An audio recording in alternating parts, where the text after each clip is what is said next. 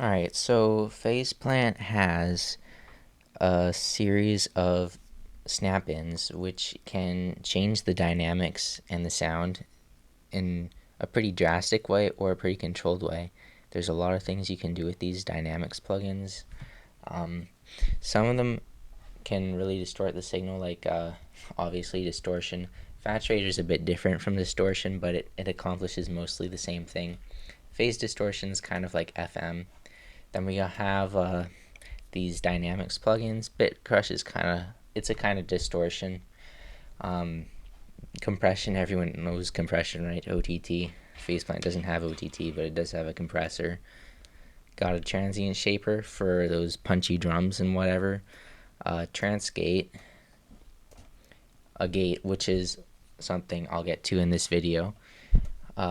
Normal turn up the volume if it needs to get louder, and that kind of thing, and limiters to stop clipping, which generally isn't a sound people like. So I'm going to be going through these effects in this tutorial, starting with the Bit Crusher. Now I have them all in Faceplant already because I made kind of a clusterfuck kind of bass. And yeah, it sounds pretty bad. Maybe if you put like some filter modulation on it and a vocoder, it might sound a bit more like a growl of some sort, but it's adequate for this tutorial because I'm just here to show you what these effects do. So what I'm going to do is I will turn off every effect except for the Bit Crusher, and we'll go through them one by one. So the Bit Crusher, it's like that sound, it's the retro video game kind of sound everyone seems to know about. That's more or less what this does. Turning this value, this number at the top, will get you that bit crushed sound. So right now, let me just copy 133. If I go to a sine wave,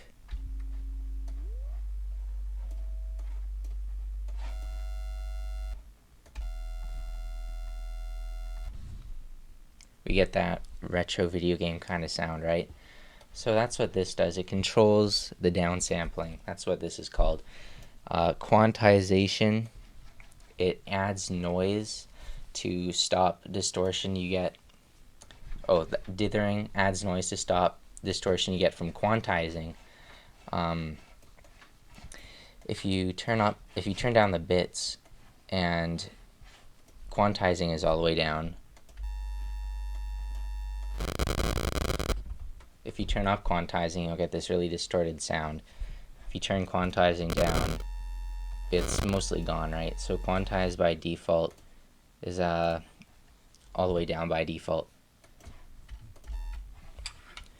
Okay, so these two knobs at the bottom, ADCQ and DACQ, you don't really see them very often, but what I'll tell you what they do. ADC is analog to digital conversion.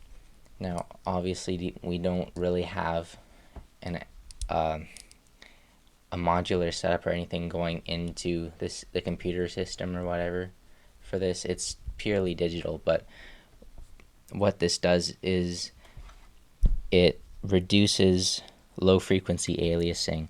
So if this knob is low, you're going to get a bit more distortion in the low frequencies.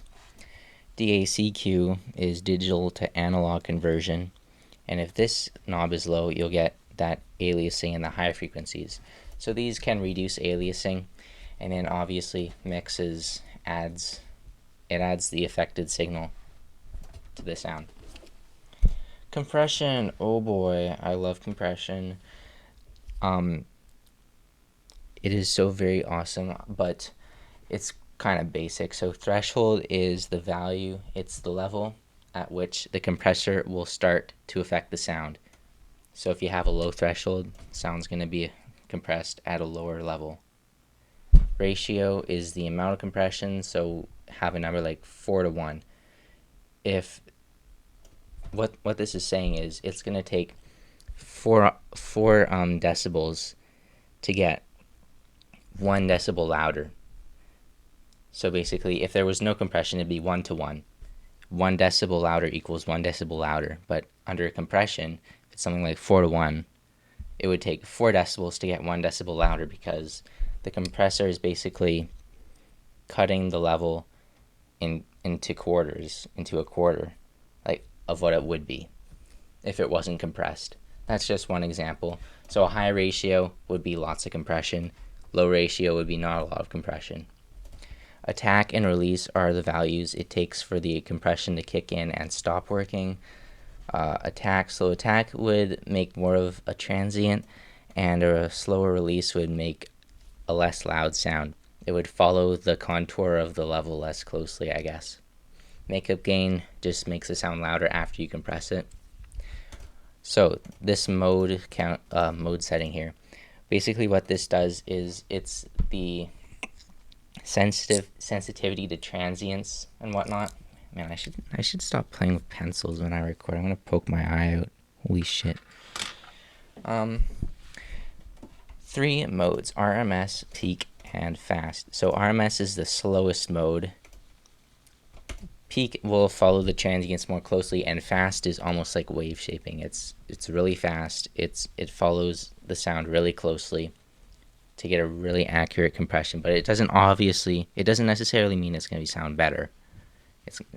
That doesn't mean that. It's just going to follow the sound more closely. So you might have very short amounts of compression sometimes. I already went through what the sidechain does, but basically, if you have a sideband sound, which I do, the sound will be compressed according to the sideband. So if the sound coming from the sideband is playing, it'll be compressed, and as the sideband sound goes away, it'll come back up to normal. This doesn't really do much on its own because I have a sine wave, so there's not a lot of compression. But maybe you can see this little meter on the right of the snap-in shows the amount of compression with this blue rectangle at the top.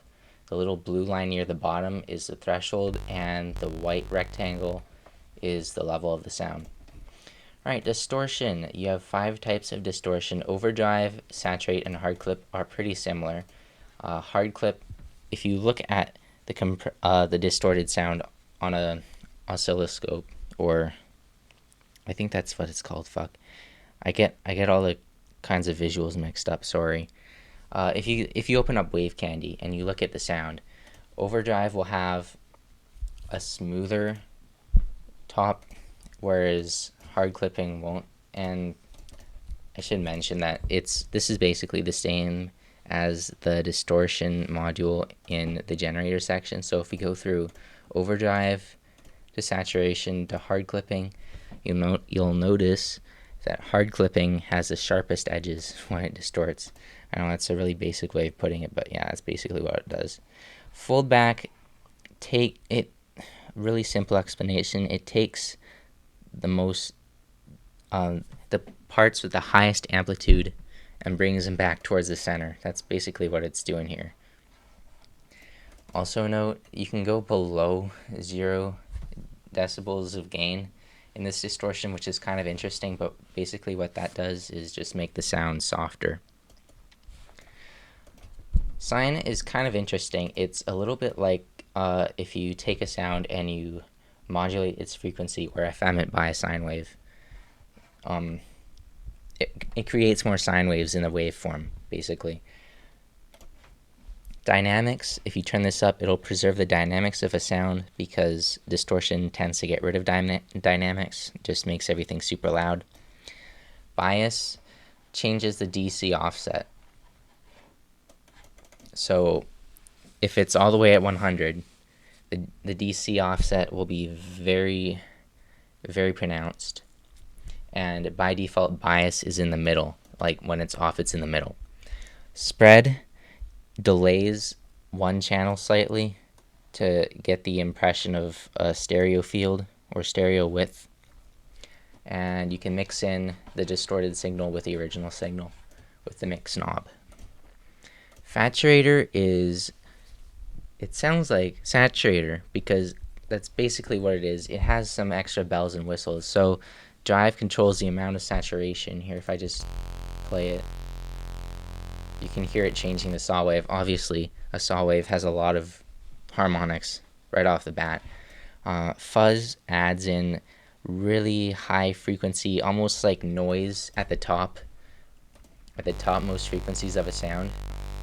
And hopefully you can see, I have the visualizer at the top all the way to max size, so you can kind of see how the sound changes.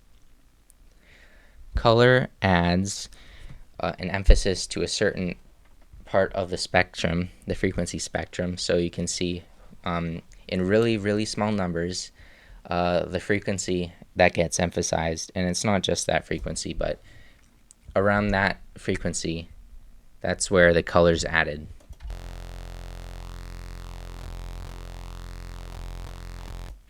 So that's that. You can mix in the saturated signal with the mix knob, and stereo turbo will delay a channel. So left will delay the left channel, and to the right delays the right channel. It's kind of like the spread knob in Distortion. Slightly different though, I think. Nervous laughing. Okay, transient shaper. So this, I use a lot of transient shapers. I like punchy stuff, but because I'm fucking stupid, I just make everything sound clicky instead. Attack will emphasize a transient.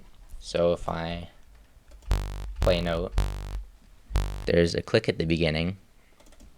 Pump it'll make the sound quieter right after the transient. So this happens. You'll notice it's like the transient isn't louder. It doesn't make the transient louder. It makes the part after the transient softer, and then it comes back up for the sustain point. So if I have the sustain point all the way up or all the way down, you can see it's after the transient has passed.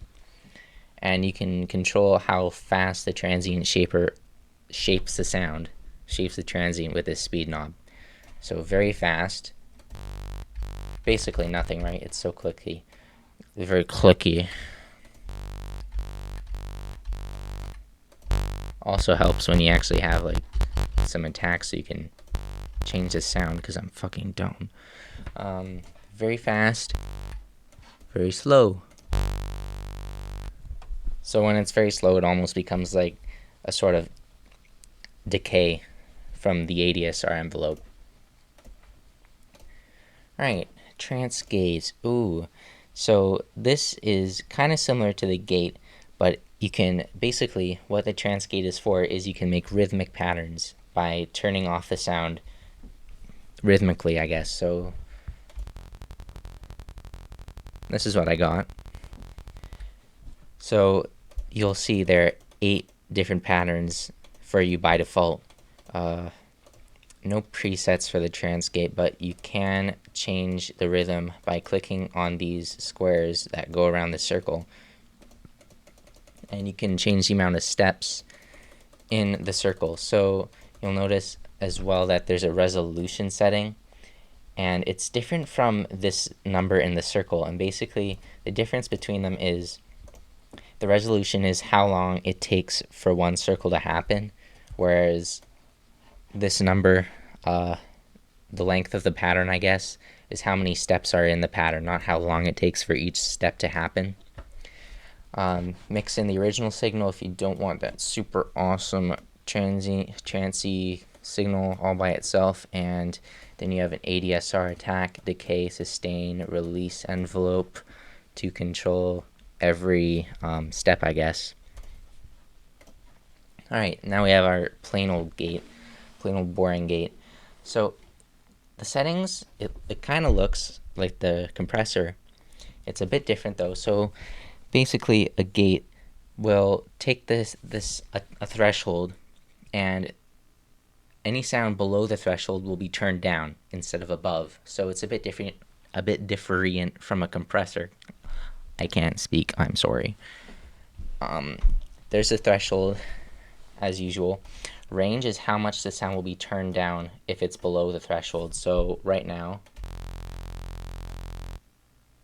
it's below the threshold, so there is no sound. But if you turn the range down, it won't take out the whole sound. It'll just take out a set number of decibels. So you'll see you will see that there's a number of decibels below the knob when you turn it, and that basically says V. Yeah, I'm playing the note on my keyboard right now. How many decibels it will be reduced by. Tolerance, it's the amount of volume it has to drop before the gate is activated. So if there's a little bit of tolerance, there's a small point in between a threshold where it won't really be dropped, whereas if there's no tolerance, it's like either it's on or it's off. Hold is how long the gate will hold for, kind of like the release knob on the compressor, except there's a release knob for the gate as well. It's like in between the attack and release, kind of like sustain, I guess. Probably is more like sustain. Look ahead adds a little bit of latency to let transients through. Remember the transient shaper back here, and flipping basically turns the gate into a compressor, so everything above the threshold will be turned down. So if I do this and I turn the threshold down just so that the sound is kind of in between,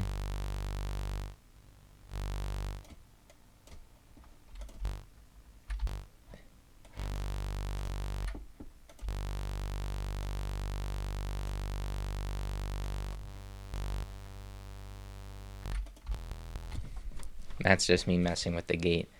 I guess that's that. Oh, look, it's a gain. You can turn your sound up and you can turn it down by moving the number. Cool. Phase distortion. This is a bit different from normal distortion. Basically, what the phase distortion does is it will modulate the phase of the sound by itself, and it's pretty similar to frequency modulation, FM, The drive knob is basically the amount of phase distortion. Normalizing will disregard the original gain of the sound. Tone, it filters out some of the modulation, and this is a pretty noticeable effect. So is the drive. They're a bit different. Bias, you see this knob fairly often in kilohertz plugins. It adds DC offset, usually, but in phase distortion, what the bias does is it has a phase offset. So if you have a sine wave and you have like another sine wave, the phase distortion is kind of offset. So like the phase distorted sine would be slightly phased, or out of phase, I guess. And you can tell it's in phase because this knob is measured in degrees, minus 180 to 180. Spread adds a stereo field, I guess. I feel like I've gone through most of these knobs like 10 times before, but spread adds a stereo field. And then the limiter to prevent clipping. If you ain't redlining, you ain't headlining. I don't really use a transgate or a gate so often, but we'll take one last listen to this sexy ass bass I made. Fucking right. Okay. I'm done with life. Goodbye.